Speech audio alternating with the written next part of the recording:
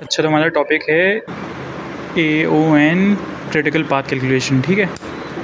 सो इसमें पहले हमें दिया जाएगा एक क्वेश्चन। ठीक है। क्वेश्चन ये रहा कि आपको पूरा दे दिया, आपको एक टेबल, उसमें आपकी एक्टिविटी के कॉलम है, एक प्रेडिसेसर का और एक ड्यूरेशन का। अब ये ऐसे देख के पाथ्स मतलब ग्राफ बनाना सबको आते हैं ना, कि देख रहे हो बी का पेरेंट ए है तो बी के ए से बी का पाथ है, ऐसे सी का पेरेंट ए है, डी का भी ए है तो सी और डी दोनों के पेरेंट्स ए हैं। ऐसे ही बना लोगे पूरा ग्राफ। ठीक है। सारे अब जैसे जी है उसके प्रीडिसेसर आ रहे हैं ना, सी और ई आ रहे हैं, तो उसमें दो तरफ से पास आएंगे। क्या नाम है, एक देखो सी जी है, इसमें एक तरफ से सी से भी आ रहे हैं एरो और एक तरफ ए से भी आ रहे हैं। ऐसी पूरी टेबल का तुमने बना लिया पाथ, पूरा ग्राफ बन गया कनेक्टेड ऐसे आगे। ठीक है। फिर अब हमें बनाने हैं डब्बे। ठीक है। अब गिन लो कितने हैं वर्टिसेस, तकरीबन हमारे पास 8 हैं। ठीक है, 8 वर्टिसेस, तो ये 8 डब्बे बने हुए हैं ऐसे। अब ये 8 डब्बे कैसे बनेंगे ये मैं दिखा रहा हूँ। बेसिकली आपका कोई भी डब्बा है ना, जैसे ये आपका मेन बॉक्स है, ऐसे आप तकरीबन जितने भी आपके नोड्स होंगे या जितनी भी आपके एक्टिविटीज़ होंगी उतने आप बनाएंगे। इसमें ये 3x3 की मतलब मैट्रिक्स है और इसमें इतनी फील्ड्स हैं। ES होता है अर्ली स्टार्ट, EF होता है अर्ली फिनिश, ये LS है लेट स्टार्ट और LF है लेट फिनिश, और जो मिडिल बिलो क्या कहेंगे इसको, जो भी मिडिल बॉटम में है वो है ड्यूरेशन। सही है सारा। और ये जो बीच का ये है एक्टिविटी, ये ID। अब जैसे यहाँ अगर A होता तो उसका आता था A हमारे पास। अब मैं बताता हूँ कैसे बाकी कैलकुलेट होंगे। ठीक है। तो ऐसे ही हमारे पास 8 वर्टिसेस है ना, वर्टिसेस कह रहा हूँ सॉरी, 8 एक्टिविटीज़ हैं इस टेबल में।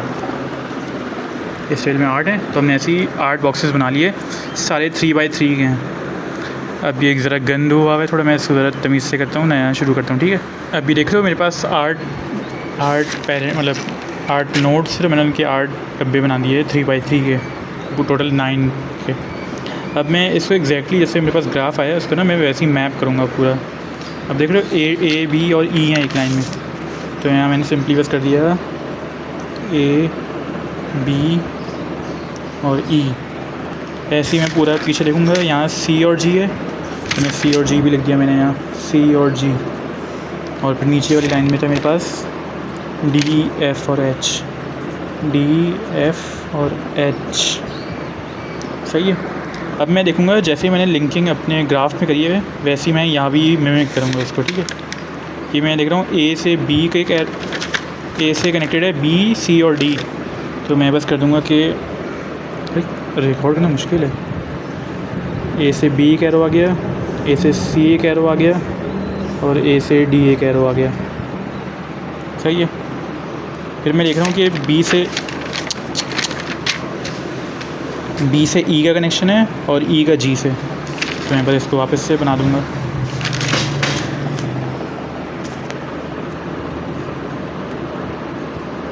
ऐसे ही करके पूरा मतलब ना भर दो बॉक्स। ये मेरे सारे बॉक्सेस बन गए जैसे मेरा ग्राफ रिप्रेजेंट कर रहा था। अब नेक्स्ट स्टेप है इसके सारे इंडिविजुअल एक नोड के बॉक्सेस फिल करना।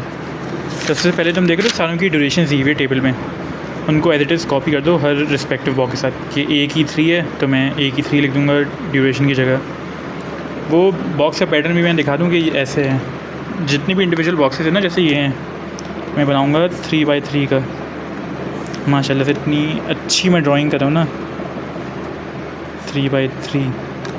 तो ये वाला सेक्शन होता है अर्ली स्टार्ट का, ये होता है अर्ली फिनिश, ये यहाँ होता है लेट फिनिश सॉरी, और ये होता है लेट स्टार्ट। बता दिया था मैंने, बीच वाला ड्यूरेशन है, और ये दो साइड वाले जो हैं ये और ये होते हैं फ्लोट्स फ्लैग के FS, और बीच का एक्टिविटी ID की अगर A है या B है तो वो नाम आ जाता है। सही है। ऐसे ही हमने शुरू कर दिया है। अब इसमें सारी ड्यूरेशन लिख दो, A के नीचे या B के नीचे, ऐसे इसी जगह पे आते हैं। मैं कर रहा हूँ अभी ड्यूरेशन भी अब आ गई सारी। अब मैं पहला अपना बॉक्स फिल करूँगा, ये वाला, ये होता है अर्ली स्टार्ट।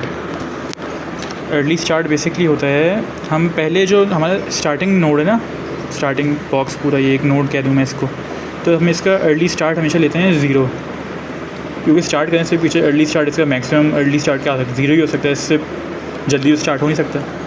अब इसका जो ई एफ़ का है अर्ली फिनिश का फॉर्मूला वो है E F equals to E S plus duration. Early start मेरा 0 था और मेरी ड्यूरेशन है 3, तो इसका अर्ली फिनिश हो जाएगा 3। ऐसी अब ये देख रहे हो 3 इसका आ गया अर्ली फिनिश। अब ये जितने भी इसके सक्सेसर्स हैं उसमें जाएगा एज अ अर्ली स्टार्ट। इसका अर्ली फिनिश आ गया मेरे पास 3, ठीक है 3 आ गया। अब ये एक इससे कनेक्टेड है, बी से भी है, सी से भी और डी से भी है, तो तीनों के ये 3 जो है ये अर्ली स्टार्ट बन जाएगा, समझ लो। अब ये बी का है तो यहाँ भी 3 आ जाएगा अर्ली स्टार्ट इसका, सी का भी अर्ली स्टार्ट 3 हो जाएगा और डी का भी अर्ली स्टार्ट 3 हो जाएगा। अब मैं बी का कैलकुलेट करता हूँ। 3 + 4 हो गया मेरे पास 7, तो मेरे पास बी का आ गया अर्ली फिनिश 7। मेरे पास 3 पीछे से आया था, बी की ड्यूरेशन है 4। अब ई है मेरे पास कनेक्टेड क्योंकि ग्राफ में ऐसा था। अब इसका जो 7 है ये इसका अर्ली स्टार्ट बन जाएगा, 7 आ गया यहाँ, समझ रहे, सारी लिंकिंग्स चलती हैं, ठीक है।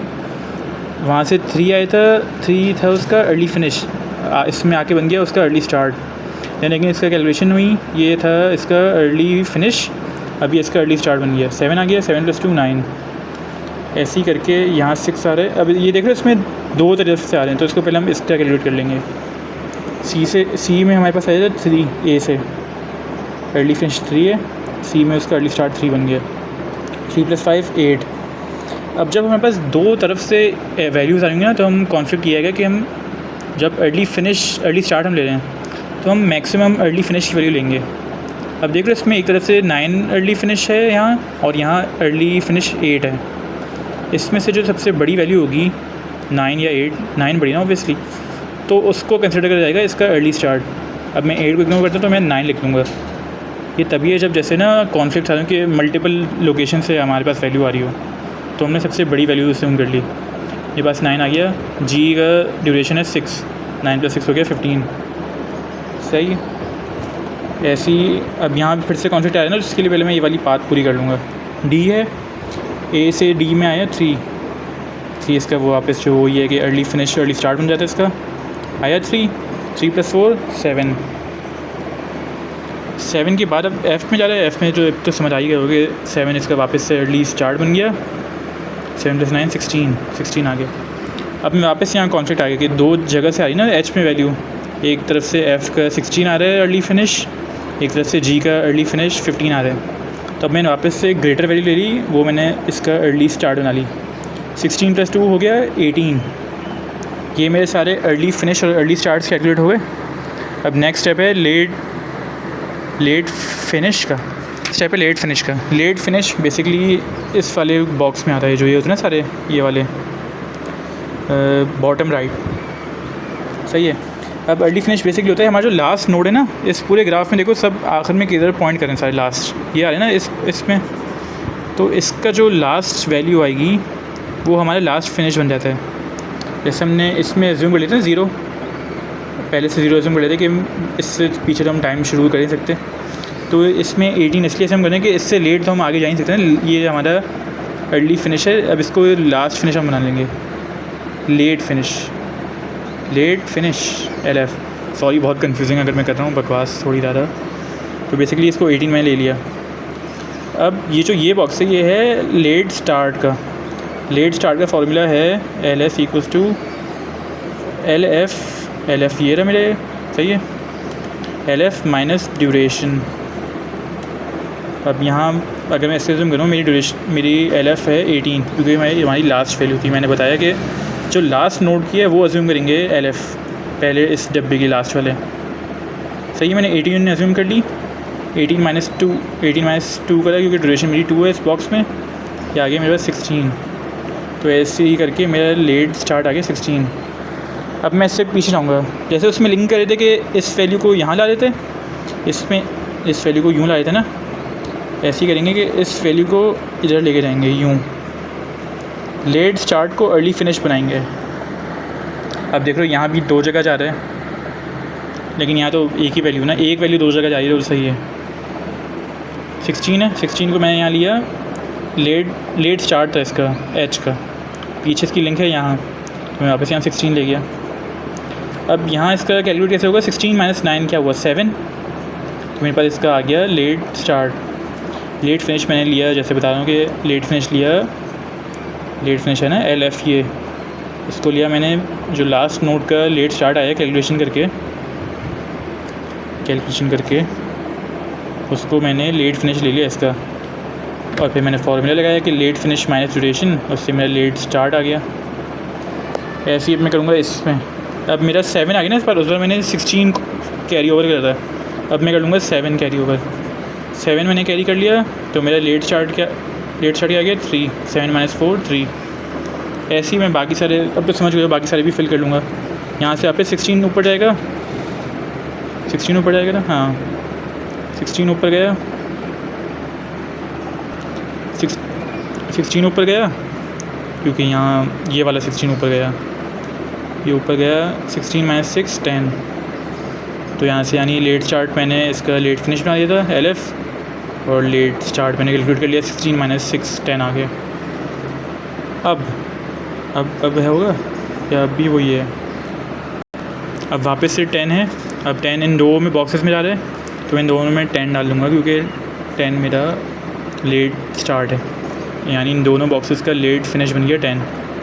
फॉर्मूला लगाया मैंने वापस से, 10 - 5 5 आ गया, 10 - 2 8 आ गया। सही है।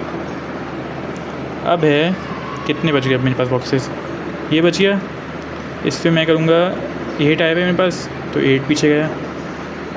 सही है, 8 पीछे गया, 8 - 4 4 आ गया। अब यहाँ अब ये देख लो, ये A है, इसमें 3 तरफ से अलग वैल्यूज़ आ रही हैं। यहाँ देखो 3 है, यहाँ देखो 5 है, और यहाँ है 4। तो इनमें से हम सबसे स्मॉलेस्ट वैल्यू लेते हैं। जब हम ये कर देते हैं कि हमारे पास एक बॉक्स में मल्टीपल जगहों से आते हैं, तो हम ग्रेटेस्ट लेते हैं ना उसको, लेट अर्ली स्टार्ट को। अब इसके लिए रिवर्स ये है कि हम लेट फिनिश जो है उन सब में से स्मॉलेस्ट लेट स्टार्ट लेंगे। यहाँ लेट स्टार्ट है 3, यहाँ लेट स्टार्ट है 5, और यहाँ है 4। सही है, 4 है, 4 नहीं लेंगे, 5 भी नहीं लेंगे, 3 लेंगे। 3 मैंने ले लिया। सही है, 3 - 3 आ गया 0। अब मेरे ऑलमोस्ट सारे बॉक्सेस फिल हो गए, एक बॉक्स रह गया। ये दोनों बॉक्सेस साइड की कहते हैं इसको फ्लोट स्लैक। तुम ऐसे निकाल सकते हो कि इसको माइनस कर दो, या इसको माइनस कर दो, बस इतना सा है। Let start minus early start, या LF माइनस EF, एक ही बात है, ठीक है दोनों कुछ, क्योंकि इसका आंसर सेम ही आना है हर जगह इस सेंस में कि एक डब्बे में यहाँ 1 यहाँ 0 नहीं हो सकता, दोनों सेम होंगे।